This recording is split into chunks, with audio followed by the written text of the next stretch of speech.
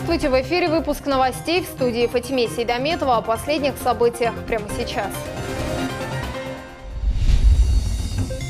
Рабочий выезд госкомнатца в Судак. Какие проблемы озвучили местные жители председателю? Экскурсия на плантацию черноморских устриц. Как в Крыму выращивают моллюсков. В Крыму обнаружили тайник с боеприпасами. С какими наградами вернулись в республику юные крымчане? Крымско-татарский стиль в работах художника-дизайнера Зубира Кадризаде. В Ялте запустят образовательный проект «Академия гостеприимства». Об этом сообщил глава Республики Крым на координационном совещании. Академия будет способствовать развитию сферы туризма и курортов на полуострове, а также станет кузницей специалистов среднего и высшего звена. Академия, которая будет работать на Республику Крым, очень важный проект с точки зрения подготовки персонала, подготовки менеджмента среднего и высшего звена, работы со студентами, работы со школьниками, потому что важно философию, культуру сервиса внедрять с самого раннего возраста. Мы еще сегодня достигли такого важного соглашения, как создание Центра развития туризма. Это все будет на одной базе, там же, где и Академия наша. И там мы сможем не только готовить специалистов, но и развивать наш туризм и прорабатывать программы развития туризма во всех регионах Крыма, чтобы все крымчане чувствовали, что правительство работает над дальнейшим развитием курортов всего Крыма. В Симферополе провели совещание попечительского совета футбольного клуба «Кызылташ». На повестке дня итоги прошлого года. Говорили о перспективах и стратегии развития клуба. Также обсудили планы на весеннюю часть чемпионата премьер-лиги Крымского футбольного союза. Для «Кызылташ» он стартует 1 марта домашним матчем против феодосийского футбольного клуба «Фаворит» ВДКФа. По словам Альберта Куршотова, сегодня футбольный клуб сталкивается с рядом трудностей.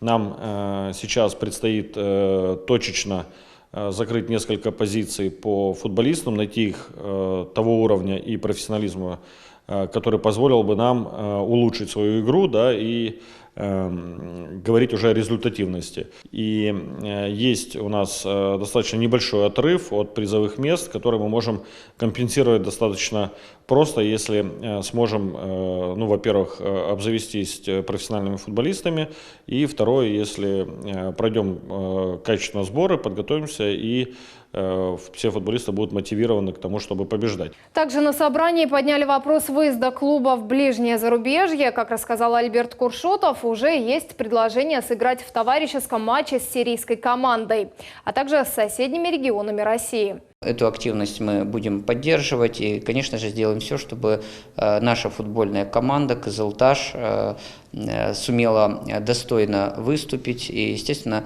показать себя, показать свое мастерство. Более 50 человек задали свои наболевшие вопросы председателю Госкомнатца Альберту Кангееву на выездном приеме граждан в Судаке.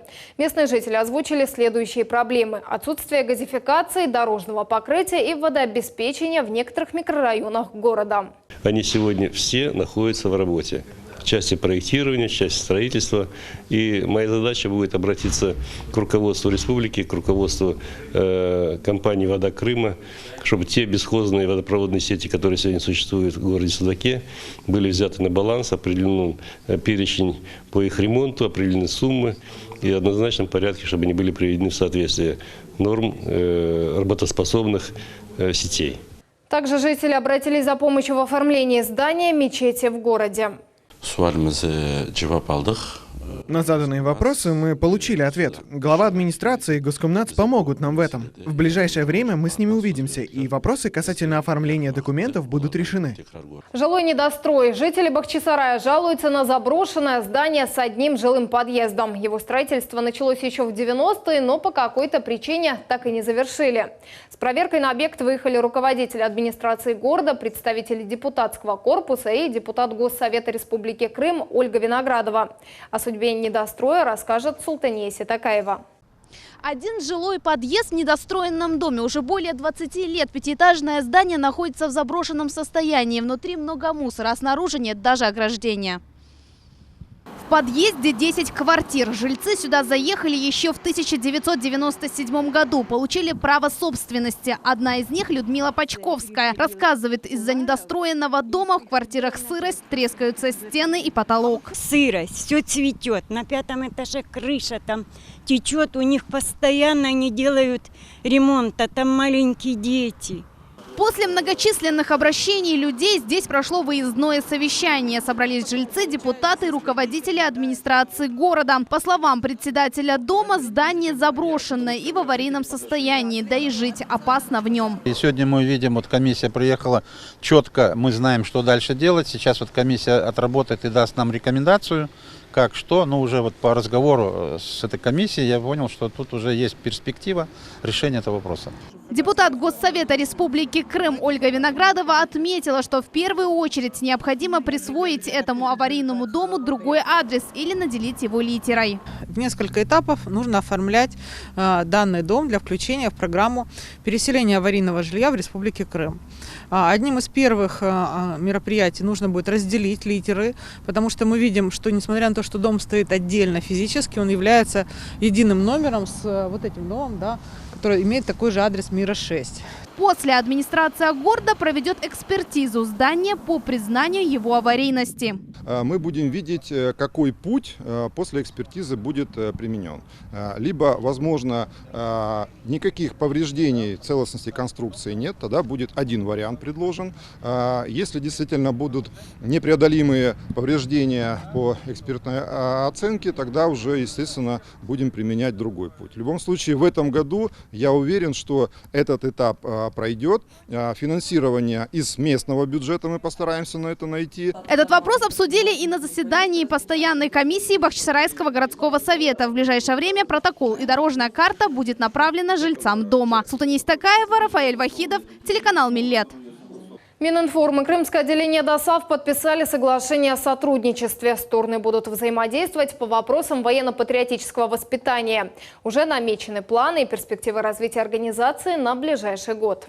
ДОСАВ – это та организация, с большой историей и делает хорошие дела, потому что она кует фактически, грубо выражаясь, те кадры для подготовки к обороне, да, чтобы всегда любой гражданин был готов, если понадобится, стать на защиту своей родины. Подписание приурочили к 93-й годовщине со дня образования ДОСАФа. За эти годы общество успешно реализовало проекты по военно-патриотическому воспитанию молодого поколения и подготовке молодежи к военной службе. Также оно популяризирует спорт и приобщает к здоровому образу жизни. Мы сегодня присутствовали на подписании этого соглашения. Любое начинание, оно должно быть юридически подкреплено. Вот наше взаимодействие, оно очень важно, потому что мы прежде всего популяризируем именно защитника нашей Родины. Житель Ялты прилюдно ранил себя ножом. Попытку суицида он совершил в городадминистрации. В соцсетях уже опубликовано видео происшествия. Там видно, что мужчина сначала изувечил шею, а потом перерезал вены на руках. Окружающие не сразу заметили его. Вскоре первую помощь ему оказали прохожие. Мужчину доставили в больницу, он потерял много крови. По предварительным данным, у гражданина были проблемы со сделкой по продаже недвижимости. В 2018 году правоохранителями по заявлению гражданина было возбуждено уголовное дело по факту мошеннических действий. В настоящее время полицейскими проводится проверка по факту произошедшего в администрации города Ялта. На полуострове обнаружили тайник с боеприпасами и взрывчатыми веществами. Его оборудовал крымчанин по заданию спецслужб Украины. Правонарушителя задержала Федеральная служба безопасности России. 9 электродетонаторов, 3 запала и более 5 килограммов взрывчатки изъяли. За их незаконное приобретение и хранение возбуждено уголовное дело. По решению суда мужчину заключили под стражу. Эпичная фиаско. В Симферополе неизвестный попытался ограбить магазин в районе улицы Залесской. Злоумышленник был вооружен. При попытке открыть дверь в подсобное помещение неизвестный травмировал ногу. После этого выстрелил в замок, но тщетно. После этого мужчина скрылся. План похищения не удался, пострадавших нет. Сейчас крымские полицейские устанавливают личность злоумышленника. В настоящее время сотрудниками полиции проводится комплекс мероприятий, направленных на установление всех обстоятельств произошедшего. Крымские устрицы будут экспортировать за рубеж. Как сообщил министр сельского хозяйства региона Андрей Рюмшин, деликатесы планируют поставлять в Беларусь, Армению и Казахстан. С каждым годом спрос на черноморские морепродукты растет. Руслан Минаев побывал на ферме и расскажет, как проходит процесс выращивания моллюсков. Партию устриц погружают на специальный корабль и увозят в море. Недалеко. Плантация устриц находится в 5 минутах езды на катере. Морской огород площадью более 150 гектаров вмещает устрицы разных размеров, всего около 4 миллионов штук. Чтобы содержать такую ферму, матросы выходят в море по несколько раз в день.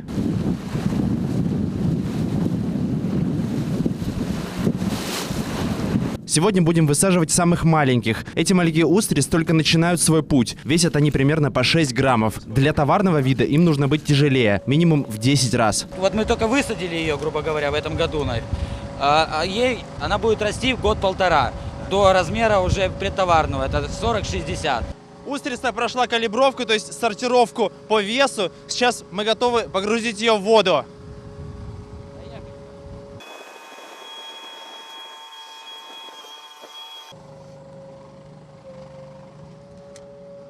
Достанут эту партию устриц только через 2 месяца. Ее обмоют, очистят от подводной живности, которая нарастает со временем. Сами контейнеры почистят от водорослей, чтобы устрицы свободно дышали. Разновидность устриц, которые выращивают в крымских водах, одна из самых популярных в Европе. Помимо вкусовых качеств, их преимущество – устойчивость к болезням. Исторически эти устрицы вообще из Японии. Они называются гигантская устрица, либо тихоокеанская устрица. Они широко распространены по всему миру, потому что они самые неприхотливые, растут практически везде без особых проблем. Одним из основных критериев для оценки устриц – это вес и размер. Этот размер номер 3 называется по международной шкале 60-80 грамм. Это размер номер 2 – 80-100 грамм. И номер 1 – 100-120 грамм.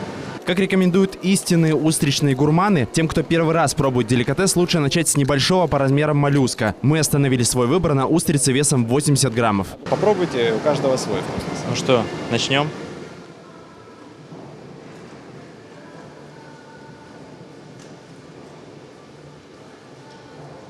Неплохо. Для первого раза неплохо. Черноморские устрицы не такие соленые, как океанические. Они имеют сладковатый оттенок, чувствуется вкус моря, послевкусие легкое и приятное. Продажи крымских устриц растут большими темпами. На предприятии говорят, спрос на деликатес в России в сравнении с прошлым годом увеличился втрое. 2020 для крымских морских фермеров должен быть переломным. Как сообщил министр сельского хозяйства региона Андрей Рюмшин, в этом году устрицы и мидии планируют экспортировать за рубеж.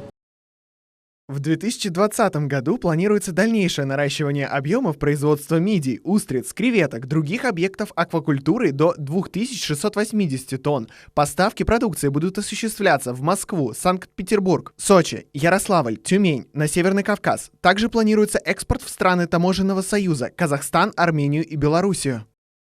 Сегодня в Крыму работают более 10 хозяйств по выращиванию морских аквакультур, а также реализуется 5 инвестиционных проектов по выращиванию мидий, устриц и креветок. Руслан Минаев, Рамазан Левапов, телеканал Миллет. В Симферополе обсудили экологические и водные проблемы Крыма, а также методы и пути их решения. Ученые говорили о водохозяйственной обстановке в Крыму и рациональном использовании водных ресурсов. Специалисты заверили, сейчас повода для паники нет. Главное – не вредить природе. Возможности наших подземных хранилищ водных, это дать, если мы бы всюду сразу забирали по всем скважинам, порядка 1 миллиона кубических метров. У нас есть этот запас, это кладовая, которая может нам обеспечить сегодня проживание. Потому что потом идет снова, все-таки цикличность это установлена многовековая и многолетняя, десятилетиями, что мы все-таки забираем, но в то же время то ли зимние осадки, то ли весенние, снова идет подпитка этих горизонтов. И главная задача – мониторить с тем, чтобы не запороть, как говорят специалисты, этот водный горизонт. Крым – уникальный регион, и сегодня важно сохранить водосборную территорию полуострова и постоянно вести мониторинг водного баланса. В этом направлении работают крымские ученые совместно с российскими институтами. Специалисты республики уже предложили проект планового очищения воды. Мы предлагаем технологию очистки, кольцевания собрать в те емкостях, которые сегодня можно и на 500 тысяч кубов, можно и на миллион, их создавать, и такие они сегодня у нас и есть в тех регионах, где можно делать, и оттуда начинать пользоваться, поливать те сельскохозяйственные культуры, которые экономически эффективны будут от стоимости воды и все остальное. Поэтому сегодня, если мы решим вопрос питьевой воды, если мы решим вопрос для сельского хозяйства, то тогда основные вопросы и будут, в общем-то, и согласованы. Крымтелеком временно приостановил прием платежей за услуги связи. В компании сразу уверили, что это никак не отразится на абонентах. Связано это с необходимостью оптимизации сети предприятия в направлении развития новых цифровых технологий. Приостановка проходит поэтапно, и на данный момент больше половины отделений Крымтелекома не принимают платежи. При этом все отделения открыты, там специалисты консультируют абонентов об альтернативных способах оплаты. Речь идет о банковской системе, которая в Крыму достаточно разветвленная. Это сети моментальных платежей, платежные терминалы. Это почтовое отделение, которое расположено на территории Крыма. Ну, соответственно, интернет-банкинг. Абоненты могут с карточек платить. С искусством по жизни известный крымско-татарский художник-дизайнер Зубейр Кадризаде открыл собственную студию. О ней он мечтал много лет. О пути становления творческой личности и планах мастера расскажет Айша Шулакова. Этой мечети более 300 лет. Ее построили еще во времена Крымского ханства. На холсте изображена мечеть Аджибей в селе Тарахташ, ныне Дачная. Среди старинных улиц и домов. С двух сторон ее окружают живописные горы. Она впечатлила Зубейра Кадризаде еще в детстве. Именно с этого религиозного объекта художник-дизайнер и начал серию работ, посвященных мечетям Крыма. Конечно же, все эти мечети должны быть на фоне красивых пейзажей. Это будут и существующие мечети, и те, которые не сохранились до наших дней. Его картины впечатляют. Каждая из них дышит историей и может рассказать о богатой культуре крымских татар. Вдохновляет Кадризаде природа полуострова и национальный колорит. Мастером кисти решил стать в детстве, а потом поступил в художественное училище имени Самокиша. В старших классах у меня не было проблем с выбором профессии. Я уже знал, куда поступлю учиться. Выбрал путь и следую по нему до сих пор. А это дипломная работа художника. На картине нужно было изобразить хана в доспехах. Костюм найти не смог. Тогда Зубейр изготовил шлем Шагингирея самостоятельно.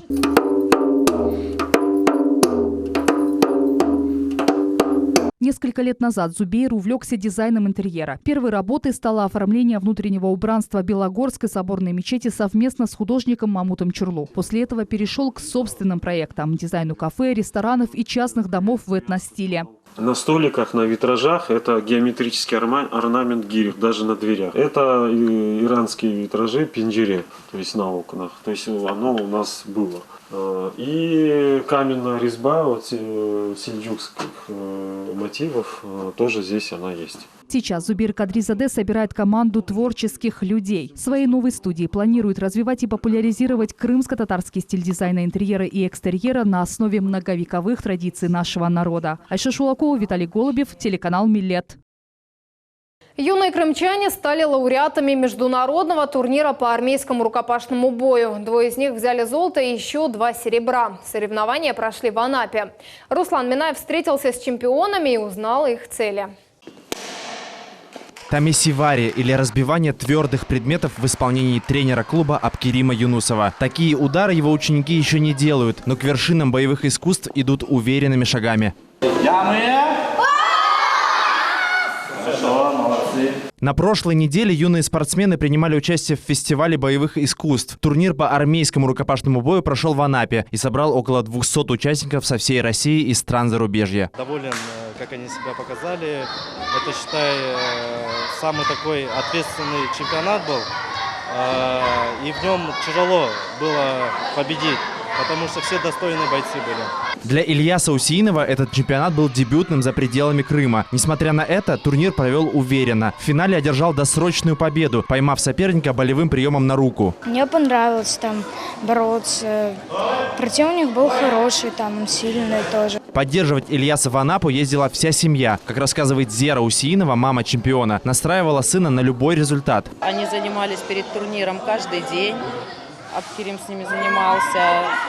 Конечно, морально подготавливали, что готовили ко всему, к любому исходу, и к выигрышу, и если вдруг, не дай бог, проиграет, но морально старались подготовить ко всему. Еще одним победителем международного турнира стал Рустем Эмирзаков. За его плечами уже 9 турниров. Однако международный чемпионат в Анапе был для него особенным. У меня было 2 боя. Первый соперник был чуть сложный, а второй был полегче. Рустем ставит перед собой высокие цели – стать профессиональным спортсменом. К этой мечте они идут с отцом планомерно. Каждый день мальчика расписан по часам. Тренировки в клубе заканчиваются, начинаются другие. Уже дома. В этот раз, Аллаху шукр, мы вышли на новый уровень, на следующую ступеньку. Именно уже, можно сказать, начало российских каких-то чемпионатов. Мальчик хочет, желание изъявляет, старается, но, правда, немного в ущерб в школе, но уже поставил условия, если нет учебы, значит нет тренировок. Всего в Анапе выступили 4 крымских спортсмена. Каждый из ребят вернулся домой с медалью. Руслан Минаев, Рамазан Аливапов, телеканал Миллет. Это все новости на сегодня. В студии для вас работала Фатиме Сейдаметова. Всего доброго.